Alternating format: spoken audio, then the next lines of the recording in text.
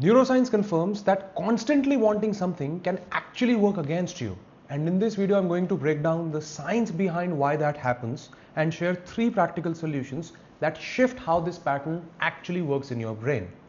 Now, most people believe that if they want something badly enough and they just work hard, they'll eventually get it. But neuroscience shows when wanting becomes constant and intense, it can actually work against you instead of helping you. And there are 3 reasons for this. We'll go through each one and then we'll get into the solutions. By the way, if you're meeting for the first time, my name is Prakhar. I'm an ex-corporate lawyer turned entrepreneur. I've co-founded a tech company, then later a M&A and consulting company, wherein I was involved in negotiations of deals as high as $18 million. Now, the first reason starts with dopamine. Dopamine is a chemical your brain uses when you want something. It's not just the pleasure chemical like most people say, it's more like the motivation signal. It's what makes you feel, I want that or I need to get that. Now, what most people don't realize is your brain does not just randomly produce dopamine. It has a natural baseline level of it. That baseline is what keeps you feeling normal, steady, and motivated in everyday life. Think of it like a bathtub filled with water. That water represents your dopamine baseline, your natural motivation, energy, and drive. And now every time you intensely want something, like constantly checking your bank account for growth, or refreshing your email, or refreshing your analytics again and again, it's like scooping water out of the bathtub and throwing it away. Now, one scoop doesn't matter. You barely even notice it. But when you keep doing it again and again and again throughout the day, the water level starts to drop. And when that happens, your dopamine baseline also drops. And that's where the problem starts. Because a low dopamine baseline does not feel like focus or ambition. It feels like restlessness, fatigue, that lack of motivation, like you want to do something, but nothing feels satisfying enough to actually do it properly. So the strange irony is, the more you constantly want something, the more you slowly drain the very motivation you need to actually get it. Now, reason 2 directly builds on that, which is when your baseline drops, you naturally feel more anxious, more stressed, like something is wrong.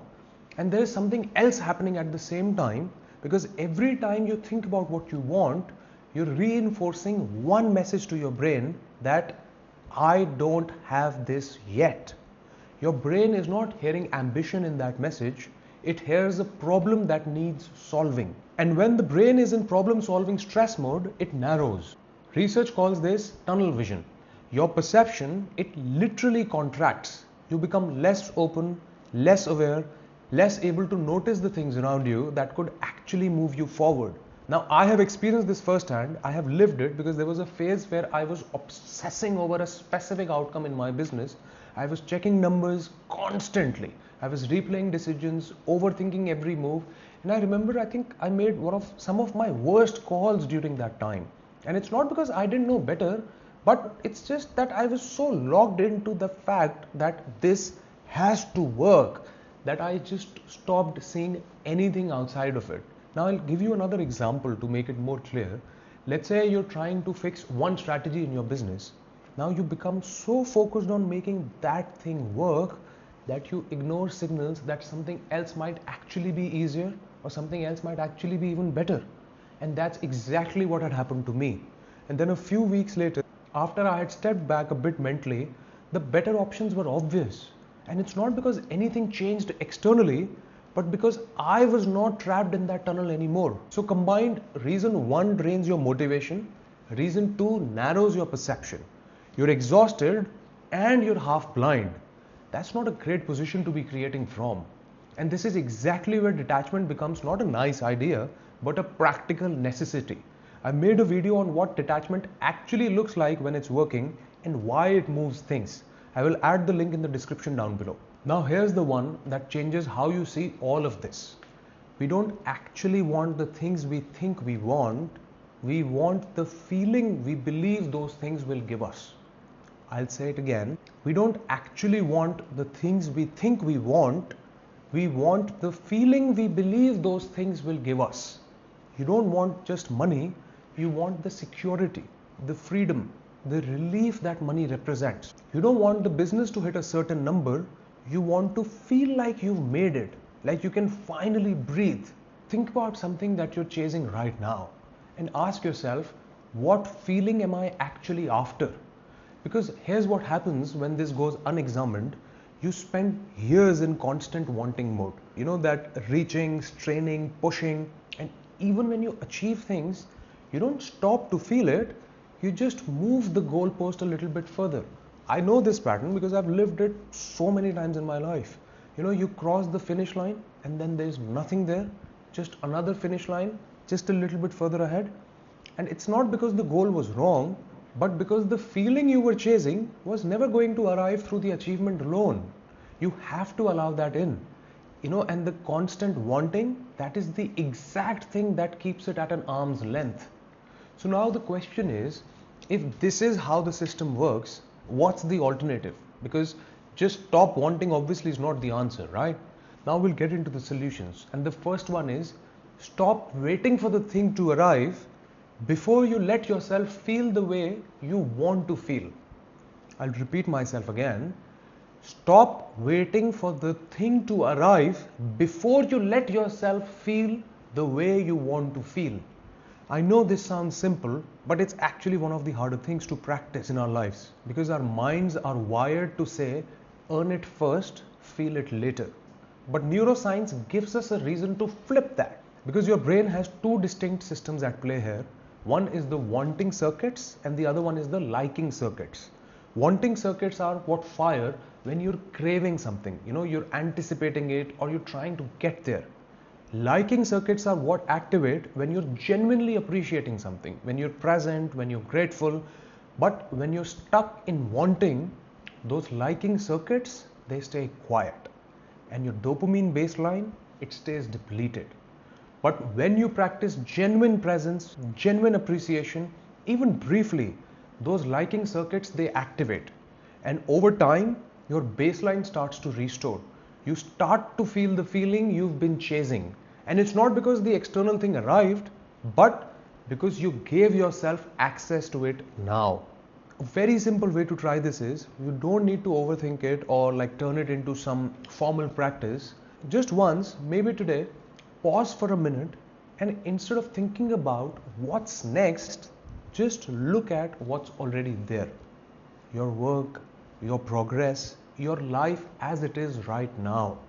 Not trying to convince yourself it's perfect, just notice it without immediately trying to change it. That alone shifts something. Now solution 2 is about understanding what's actually driving the intensity of the wanting. Because behind most desperate wanting, there's a fear. And until you find it, it keeps running the show without you even knowing it. If you ask yourself, if this thing that I want never happened, what am I actually afraid of? Now, not what you would say out rationally, but what you feel underneath. Because for a lot of people, it's something like, I'll fall behind, or I'll be seen as a failure, or I'll have wasted time, or people will pass me by. And that fear, it creates urgency. And urgency is what creates pressure. And pressure, as we've already established, it kills flow, narrows perception, and it drops your baseline. The wanting was not really about the goal, it was about trying to outrun a fear. And the moment you name it clearly, something shifts because the grip, it gets loose. And it's not because the fear disappears magically, but because you're no longer being driven by something you can't even see. And from that place, you can actually move, not from pressure, but from clarity. Now, solution 3 is the one that ties this all together, and it's probably the one which is talked about most in the law of attraction circles, which is detachment. But I want to give it some actual grounding because just let go is not instructions. Now, what helped me understand it is that your brain at any given moment is processing vastly way more than you're conscious of. Think about like how a computer works. You type something into a search bar and the result appears. But at that time, you're not seeing all the code running in the background to make that result happen, right? You don't need to because it would just be useless or overwhelming. The machine works precisely because you're shielded from what most of it is doing. Your mind, it works the same way. There is a lot happening beneath the surface, things like pattern recognition, connection making, opportunity spotting, that you cannot directly observe. When you're gripping the outcome, you're essentially trying to manually override the process. You're in the way of your own machine. But when you detach, when you do your part, and then you release the need to control what comes next, you stop interrupting the process, your stress comes down, your perception opens up, and things start moving in ways that often feel like coincidence, but they're not. And that's not mysticism, that's your nervous system doing what it was built to do when you get out of its way. So the shift is not wanting less in terms of ambition, it's actually changing your relationship with the wanting itself. And the most practical way I know to do that is through understanding what detachment actually is. Not as a concept, but as a state you can actually get to. That's exactly what the next video covers. I will add the link in the description down below, and I'll see you there.